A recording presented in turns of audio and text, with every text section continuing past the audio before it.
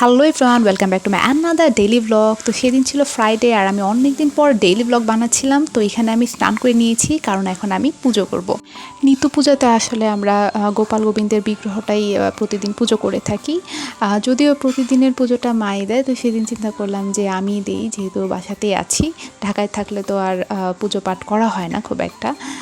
তো এই তো এখানে পুজো শেষ করে আমি লাঞ্চের জন্য বসে গেলাম। তো সেদিন ছিল ভাত, তার সাথে ছিল হচ্ছে ভর্তা ছিল, কাঁঠালের বিচি ভর্তা, যেটা আমার খুবই ফেভারিট, মিষ্টি মিষ্টি লাগে, বেশ দারুণ লাগে। তো আর ছিল মাটন।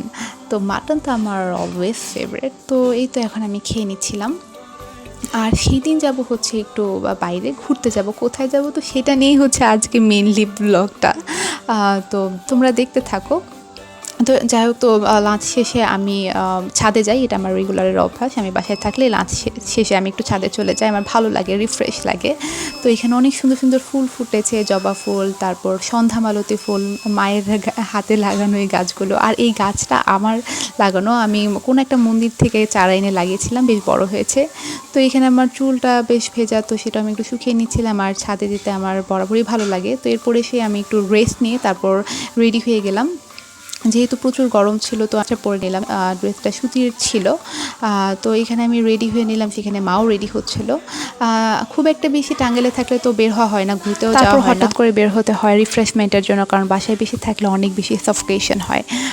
তো এই তো এখন আমি রেডি হয়ে গেলাম, তারপর আমি বের হয়ে যাব। এখানে মাও রেডি হয়ে গিয়েছে, এখানে আমরা একটু ভিডিও করে নিলাম। তো ফাইনালি আমরা বের হয়ে গেলাম। আর সেই দিনের ওয়েদারটাও কিন্তু অনেক বেশি সুন্দর ছিল, আমার এরকম ওয়েদার বেশ ভালো লাগে। বাট গরম ছিল প্রচুর, বাট কিছু করার নেই, গরমের দিনে তো গরম থাকবে, আর এইভাবে আমাদের চলতে ফিরতে হবে, তাই না? তো এই তো চলে যাচ্ছিলাম। তো সেই দিন যাচ্ছিলাম হচ্ছে এসপি পার্কে। এসপি পার্কটা যারা টাঙ্গাইল সদরে থাকো বা টাঙ্গাইলে থাকো তারা নিশ্চয়ই চিনবে। তো প্রায়ই এখানে যাওয়া হতো যখন আমি রেগুলার টাঙ্গাইলে থাকতাম, যেহেতু থাকা হয় না তো অনেক দিন পরে গেলাম। বাট গিয়ে দেখলাম যে সেইটা পার্কটা আগের অবস্থাতে নেই। আমি গিয়ে খুবই ডিসঅ্যাপয়েন্টেড হয়ে গিয়েছিলাম, কারণ একদমই মেনটেনেন্স ছিল না। পার্কটা মোটামুটি বড় ছিল, বাট আশেপাশটা অনেক বেশি সুন্দর ছিল, অনেক গ্রিনারি ছিল, খুব মেনটেন করা ছিল। বাট এইখানে নদীর অবস্থাটা, পাশ দিয়ে হচ্ছে লোহজঙ্গ নদী বয়ে গিয়েছে, যেটা একদমই বন্ধ হয়ে গিয়েছে। আর আশেপাশের পরিবেশটা খুব একটা বেশি ভালো ছিল না, আমার গিয়ে আসলে তেমন একটা ভালো লাগেনি। বাট যেহেতু টাঙ্গাইলে শহরের মধ্যে ঘোরার মতো তেমন কিছু নেই, তো একটু হাঁটার জন্য, একটু রিফ্রেশমেন্টের জন্য আসলে যেতেই হয়।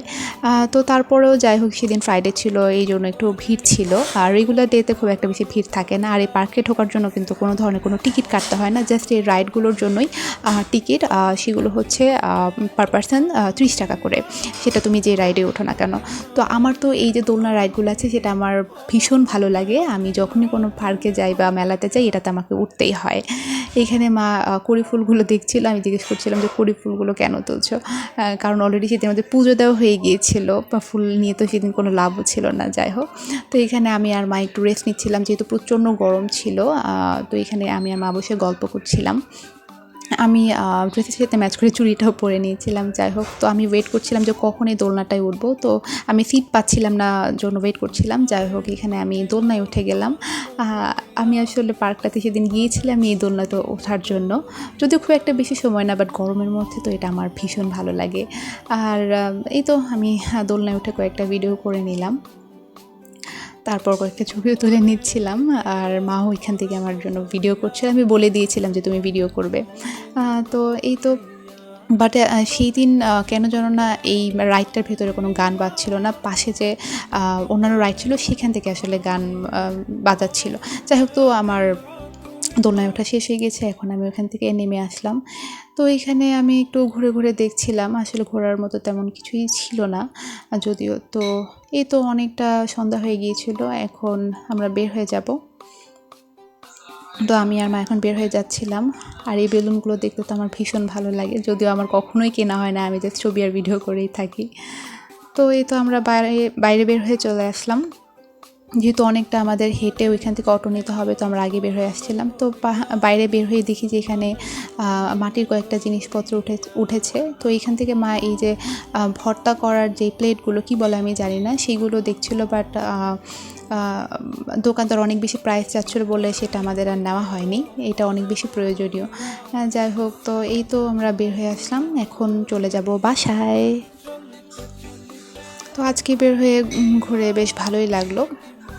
মোটামুটি তো আমি বাসায় এসে এখানে ফ্রেশ হয়ে নিলাম, যদিও আমার মেকআপটা তোলা হয়নি কারণ আমার প্রচণ্ড খিদা পেয়েছিল। তো এখানে মা আমাকে একটা ডিম সেদ্ধ আর পাস্তা রান্না করে দিয়েছিল। পাস্তা তো খেতে আমার ভীষণ ভালো লাগে, বরাবরই আমার পাস্তা খুবই ফেভারিট। তো সন্ধ্যার নাস্তা হিসেবে আমি এখানে পাস্তা খেয়ে নিলাম সাথে ডিম সেদ্ধ। তারপরে হচ্ছে যেটা ম্যান্ডেটরি চা, আমি যেহেতু দুধ চা খাই না, চিনি ছাড়া রং চা খাই, সেটাই আমি খেয়ে নিচ্ছিলাম। তো এরপরে অনেকক্ষণ রেস্ট নিয়ে আমি রাত্রে ডিনারে বসে গেলাম। অ্যাজ ইউজুয়াল মাটন আর ভাত আমি খেয়ে নিলাম। যাই হোক, তো আজকে অনেকদিন পরে ব্লগ করে বেশ ভালো লাগলো। আসলে বাইরে কোথাও ঘুরতে না গেলে আমার জন্য ব্লগে করা হয় না। যাই হোক, তো দেখা হবে আমার নেক্সট কোনো ডেইলি ব্লগে। Till then, tata, bye bye guys.